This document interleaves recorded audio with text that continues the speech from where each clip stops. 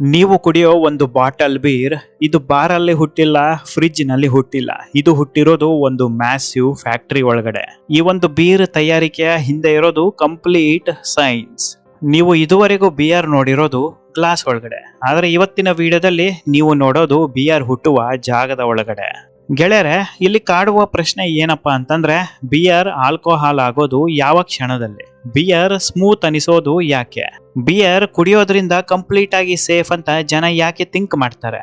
ಈ ವಿಡಿಯೋ ಅಂತ್ಯಕ್ಕೆ ನಿಮ್ಮ ಬಿಯರ್ ಬಗ್ಗೆ ಇರುವ ಒಪಿನಿಯನ್ ಕಂಪ್ಲೀಟ್ ಆಗಿ ಚೇಂಜ್ ಆದರೂ ಆಗಬಹುದು. ಬಹುತೇಕ ಜನಗಳು ಹೇಳ್ತಾರೆ ಬಿಯರ್ ಲಿಕ್ಕರ್ ಅಲ್ಲ, beer light drink, beer harmful ಅಲ್ಲವೇ ಅಲ್ಲ ಅಂತ.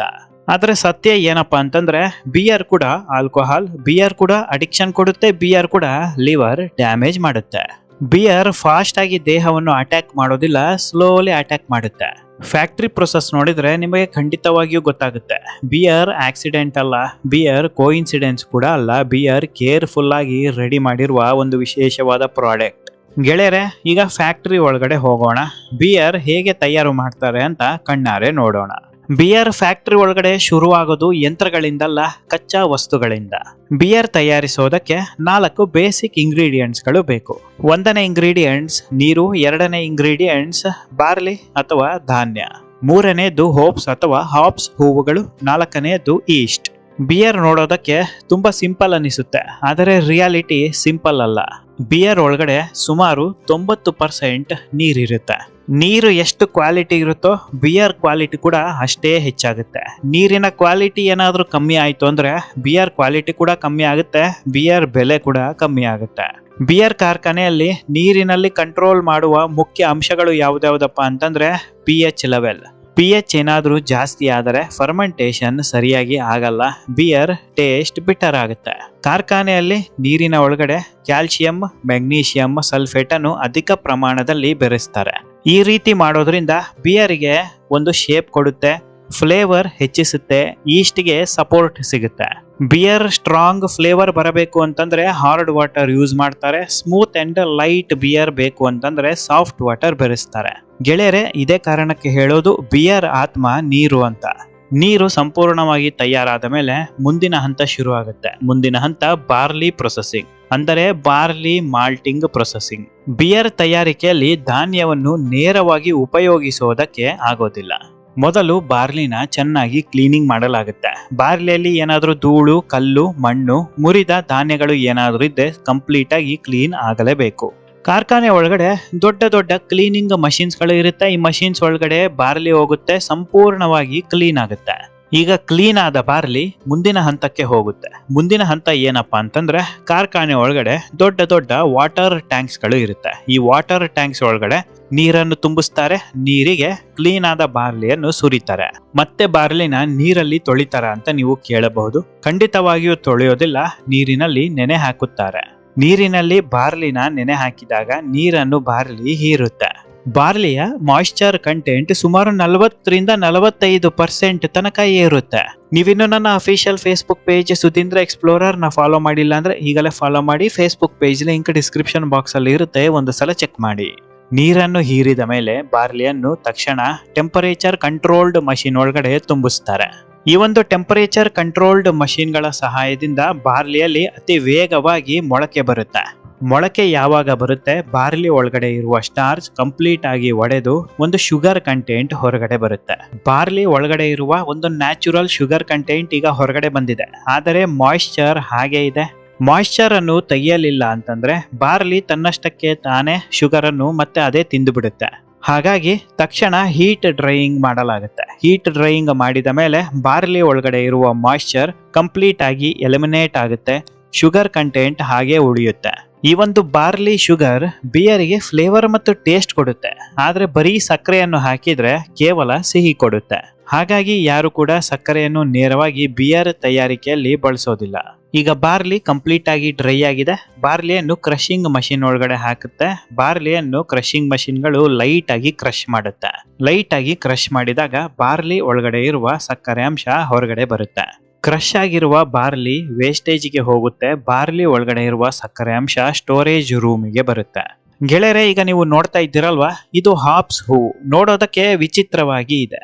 ಈ ಹಾಪ್ಸ್ ಹೂಗಳನ್ನು ಮೊದಲು ಬಿಸಿಲಿಗೆ ನ್ಯಾಚುರಲ್ ಆಗಿ ಡ್ರೈ ಮಾಡ್ತಾರೆ, ಕಂಪ್ಲೀಟ್ ಆಗಿ ಡ್ರೈ ಆಗುತ್ತೆ.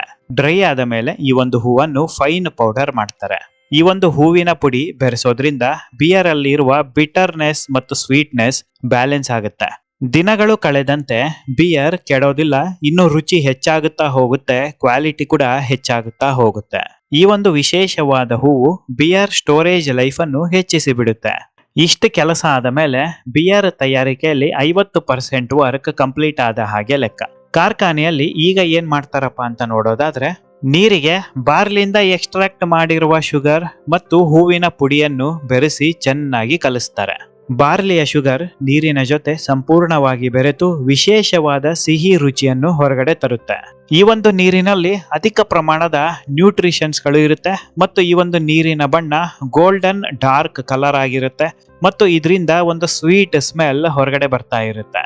ಈ ಒಂದು ನೀರು ಇನ್ನೂ ಬಿಯರ್ ಆಗಿಲ್ಲ, ಆಲ್ಕೋಹಾಲ್ ಕೂಡ ಆಗಿಲ್ಲ.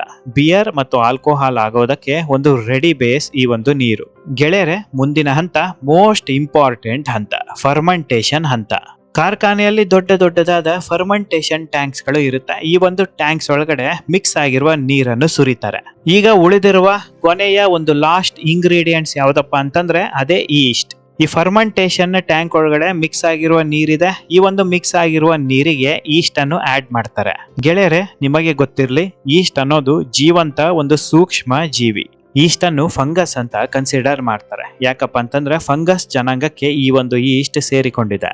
ಗೆಳೆಯರೆ, ಈ ಒಂದು ಈಸ್ಟ್ಗೆ ಶುಗರ್ ಅಂದ್ರೆ ಪಂಚಪ್ರಾಣ. ಶುಗರ್ ಏನಾದ್ರೂ ಸಿಕ್ಕಿದ್ರೆ 3 ಕೆಲಸವನ್ನು ಮಾಡುತ್ತೆ. ಅದೇನಪ್ಪ ಅಂತಂದ್ರೆ, 1ನೇ ಕೆಲಸ ಶುಗರ್ ತಿನ್ನುತ್ತೆ, 2ನೇ ಕೆಲಸ ಶುಗರ್ ತಿಂದ ಮೇಲೆ ನ್ಯಾಚುರಲ್ ಆಲ್ಕೋಹಾಲ್ ರಿಲೀಸ್ ಮಾಡುತ್ತೆ, 3ನೇ ಕೆಲಸ ಕಾರ್ಬನ್ ಡೈಆಕ್ಸೈಡ್ ಅನ್ನು ರಿಲೀಸ್ ಮಾಡುತ್ತೆ. ಈಸ್ಟ್ ಅನ್ನು ಆಡ್ ಮಾಡಿದ ಮೇಲೆ ಫರ್ಮೆಂಟೇಶನ್ ಟ್ಯಾಂಕ್ ಗಳನ್ನು ಸಾಕಷ್ಟು ದಿನಗಳು, ಸಾಕಷ್ಟು ವಾರಗಳು, ಸಾಕಷ್ಟು ತಿಂಗಳ ತನಕ ಮುಚ್ಚಿಡ್ತಾರೆ. ಫರ್ಮೆಂಟೇಶನ್ ಯಾಕೆ ಮಾಡ್ತಾರಪ್ಪ ಅಂತಂದ್ರೆ ಸ್ಮೂತ್ ಟೇಸ್ಟ್ ಬರುತ್ತೆ, ಡೀಪ್ ಫ್ಲೇವರ್ ಬರುತ್ತೆ, ಸ್ಮೆಲ್ ನ್ಯಾಚುರಲ್ ಆಗಿ ಬರುತ್ತೆ. ಫರ್ಮೆಂಟೇಶನ್ ಕಂಪ್ಲೀಟ್ ಆದ ಮೇಲೆ ನೇರವಾಗಿ ಬಾಟಲ್ಗಳಿಗೆ ಹೋಗೋದಿಲ್ಲ. ಅದಕ್ಕಿಂತ ಮುಂಚೆ ಮತ್ತೊಂದು ಹಂತ ಬಾಕಿ ಇದೆ, ಬಿಯರ್ ಫಿಲ್ಟ್ರೇಷನ್ ಪ್ರೊಸೆಸ್. ಬಿಯರ್ ಒಳಗಡೆ ಹಾಕಿರುವ ಈಸ್ಟ್ ಪಾರ್ಟಿಕಲ್ಸ್ ಕೆಲವೊಂದು ಕರಗದೆ ಹಾಗೆ ಕೂತಿರುತ್ತೆ, ಅದನ್ನು ಹೊರಗಡೆ ತೆಗೆಯಬೇಕು. ಫಿಲ್ಟರ್ ಮಾಡಿದಾಗ ಬಿಯರ್ ಅಲ್ಲಿ ಇರುವ ಈಸ್ಟ್ ಪಾರ್ಟಿಕಲ್ಸ್ ಹೊರಗಡೆ ಬರುತ್ತೆ, ಕ್ಲೀನ್ ಬಿಯರ್ ರೆಡಿ ಆಗುತ್ತೆ. ಗೆಳೆಯರೆ, ಈಗ ಬಿಯರ್ ಕಂಪ್ಲೀಟ್ ಆಗಿ ರೆಡಿ ಆಗಿದೆ. ಮುಂದಿನ ಹಂತ ಯಾವ್ದಪ್ಪ ಅಂತಂದ್ರೆ bottling and packing. Glass bottles ಗಳನ್ನು ಕಂಪ್ಲೀಟ್ ಆಗಿ ಮೊದಲು ಸೋಪ್ ನೀರಿನಿಂದ ತೊಳಿತಾರೆ, ನಂತರ ಡ್ರೈ ಮಾಡ್ತಾರೆ.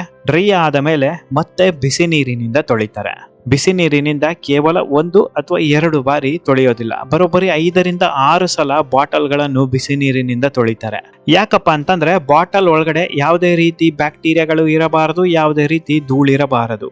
ಸ್ವಲ್ಪ ಎಡವಟ್ಟಾದ್ರೂ ಬಿಯರ್ ಟೇಸ್ಟ್ ಬದಲಾಗುತ್ತೆ, ಬಿಯರ್ ಖರೀದಿ ಕಮ್ಮಿ ಆಗುತ್ತೆ. ಅಷ್ಟೇ ಅಲ್ಲ, ಸ್ವಲ್ಪ ಟೇಸ್ಟ್ ಏನಾದ್ರೂ ಹೆಚ್ಚು ಕಮ್ಮಿ ಆಯ್ತು ಅಂದ್ರೆ ಗ್ರಾಹಕರು ಬಿಯರ್ ಅನ್ನು ಖರೀದಿ ಮಾಡಲ್ಲ, ನಿಧಾನವಾಗಿ ಕಂಪನಿ ಮುಚ್ಚಿ ಹೋಗುತ್ತೆ. ಬಿಸಿ ನೀರಿಂದ 5-6 ಸಲ ತೊಳೆದ ಮೇಲೆ ಕಂಪ್ಲೀಟ್ ಆಗಿ ಡ್ರೈ ಮಾಡಿ ನಂತರ ಬಾಟಲ್ ಒಳಗಡೆ ಬಿಯರ್ ಅನ್ನು ಫಿಲ್ಅಪ್ ಮಾಡ್ತಾರೆ. ನಂತರ ಕ್ಯಾಪ್ ಸೀಲಿಂಗ್ ಮಷೀನ್ಸ್ಗೆ ಬಿಯರ್ ಅನ್ನು ಪಾಸ್ ಮಾಡ್ತಾರೆ. ಅಲ್ಲಿ ಕ್ಯಾಪ್ಗಳು ಸೀಲ್ ಆಗುತ್ತೆ, ನಂತರ ಪ್ಯಾಕಿಂಗಿಗೆ ಹೋಗುತ್ತೆ, ಪ್ಯಾಕ್ ಆಗುತ್ತೆ, ಮಾರಾಟಕ್ಕೆ ಹೋಗುತ್ತೆ. ಗೆಳೆಯರೆ, ಕಾರ್ಖಾನೆಯಲ್ಲಿ 1000 ಲೀಟರ್ ಬಿಯರ್ ತಯಾರು ಮಾಡಿ ಮಾರಾಟ ಮಾಡೋದಕ್ಕೆ ಎಷ್ಟು ಸಮಯ ಹಿಡಿಯುತ್ತೆ ಗೊತ್ತಾ? ಸುಮಾರು 3 ವಾರದಿಂದ 8 ವಾರದ ತನಕ ಸಮಯ ಹಿಡಿಯುತ್ತೆ. ಗೆಳೆಯರೆ, ಕೇವಲ ಒಂದೇ ದಿನಕ್ಕೆ ಬಿಯರ್ ತಯಾರಾಗಿ ಬಿಡುತ್ತೆ, ಆದರೆ ಅದನ್ನು ಫರ್ಮೆಂಟೇಶನ್ ಮಾಡೋದಕ್ಕೆ ಬಿಡಬೇಕಲ್ವಾ, ಹಾಗಾಗಿ ಅಲ್ಲಿ ಸಮಯ ಹಿಡಿಯುತ್ತೆ. ಗೆಳೆಯರೆ, ಒಂದು ಇಂಟ್ರೆಸ್ಟಿಂಗ್ ಮತ್ತು ಶಾಕ್ ಆಗುವ, ಮೈ ನೆವರೇಳಿಸುವ ಒಂದು ವಿಚಾರ ಏನಪ್ಪಾ ಅಂತಂದ್ರೆ, ಪ್ರತಿದಿನ ಭಾರತ ದೇಶದಲ್ಲಿ 19 ಮಿಲಿಯನ್ ಲೀಟರ್ಸ್ ಅಷ್ಟು ಬಿಯರ್ ಮಾರಾಟ ಆಗುತ್ತೆ. 19 ಮಿಲಿಯನ್ ಲೀಟರ್ ಅನ್ನು ಬಿಡಿಸಿ ಹೇಳೋದಾದ್ರೆ 1 ಮಿಲಿಯನ್ಗೆ 10 ಲಕ್ಷ. 19 ಮಿಲಿಯನ್ ಅಂದ್ರೆ 1,90,00,000 ಲೀಟರ್. ವರ್ಷಕ್ಕೆ 7 ಬಿಲಿಯನ್ ಲೀಟರ್, ಮಿಲಿಯನ್ ಅಲ್ಲ ಬಿಲಿಯನ್ ಲೀಟರ್ಸ್ ಮಾರಾಟ ಆಗುತ್ತಂತೆ ಭಾರತ ದೇಶದಲ್ಲಿ. 7 ಬಿಲಿಯನ್ ಅನ್ನು ಬಿಡಿಸಿ ನಂಬರ್ ಅಲ್ಲಿ ಹೇಳೋದಾದ್ರೆ ಬರೋಬ್ಬರಿ 700 ಕೋಟಿ ಲೀಟರ್ಸ್ ಅಷ್ಟು ಬಿಯರ್ ಮಾರಾಟ ಆಗುತ್ತೆ. ಗೆಳೆಯರೆ, ಒಂದು ಸಲ ಯೋಚಿಸಿ ನೋಡಿ, ಬಿಯರಿನ ವಾರ್ಷಿಕ ಆದಾಯ ಭಾರತ ದೇಶದಲ್ಲಿ ಎಷ್ಟಿರಬಹುದು? ಪ್ರತಿ ವರ್ಷ ಬಿಯರ್ ವ್ಯಾಪಾರ ಬರೋಬ್ಬರಿ 1,00,000 ಕೋಟಿಯಿಂದ 1.5 ಲಕ್ಷ ಕೋಟಿಯ ತನಕ ಆಗುತ್ತಂತೆ. ಇಷ್ಟೊಂದು ದುಡ್ಡು ಬರುವಾಗ ಬಿಯರ್ ಅನ್ನು ಹೇಗೆ ಬ್ಯಾನ್ ಮಾಡೋದಕ್ಕೆ ಸಾಧ್ಯ? 101% ಬ್ಯಾನ್ ಮಾಡೋದಕ್ಕೆ ಸಾಧ್ಯನೇ ಇಲ್ಲ. ಗೆಳೆಯರೆ, ಒಂದು ಸಲ ಯೋಚಿಸಿ ನೋಡಿ, ಭಾರತ ದೇಶದಲ್ಲಿ ಇಷ್ಟೊಂದು ಮಾರಾಟ ಆಗುತ್ತೆ, ಇಷ್ಟೊಂದು ದುಡ್ಡು ಬರುತ್ತೆ ಅನ್ನೋದಾದ್ರೆ ಇಡೀ ಪ್ರಪಂಚದಲ್ಲಿ ಬಿಯರ್ ಅತಿ ಹೆಚ್ಚು ಮಾರಾಟ ಆಗುತ್ತೆ. ಇನ್ನೆಷ್ಟು ದುಡ್ಡು ಬರಬಹುದು ಅಂತ. ಗೆಳೆಯರೆ, ದಯವಿಟ್ಟು ನಿಮ್ಮ ಅಭಿಪ್ರಾಯ ಅನಿಸಿಕೆಗಳನ್ನ ಕಮೆಂಟ್ ಮೂಲಕ ತಿಳಿಸಿ.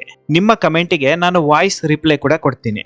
ನೀವಿನ್ನೂ ನನ್ನ official Facebook page Sudheendra Explorer ನ ಫಾಲೋ ಮಾಡಿಲ್ಲ ಅಂದ್ರೆ ಈಗಲೇ ಫಾಲೋ ಮಾಡಿ. Facebook page link description box ಅಲ್ಲಿ ಇರುತ್ತೆ, ಚೆಕ್ ಮಾಡಿ. ನಿಮ್ಮ ಅಮೂಲ್ಯವಾದ ಸಮಯವನ್ನು ಖರ್ಚು ಮಾಡಿ ನನ್ನ ವಿಡಿಯೋ ನೋಡಿದ್ದಕ್ಕಾಗಿ ಹೃದಯಪೂರ್ವಕ ಧನ್ಯವಾದಗಳು.